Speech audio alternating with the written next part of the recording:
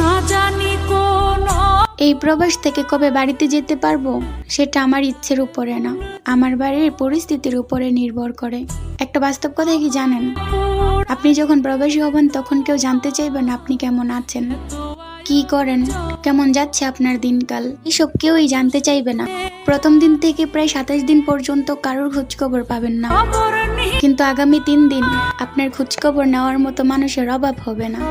ওই যে স্বার্থের এই দুনিয়ায় টাকা দিলেই সবকিছু পাওয়া যায়, বুঝতে পারছেন? আপনি বেতন পাঠাইবেননি, কত পাঠাইবেন এইগুলা জানার জন্য সবার আগে আপনার ফ্যামিলি খোঁজখবর নেওয়া শুরু করবে। স্বার্থের এই দুনিয়ায় বিনা স্বার্থে কেউই ভালোবাসে না। টাকা আছে যার, আপন মানুষ অভাব নাই তার। আজকে টাকা নাই, দেখবেন আপনার সামান্যতম খোঁজখবর নেওয়ার মতো মানুষ নাই। বুঝতে পারছেন? কথাটা তিতা হলেও বাস্তব।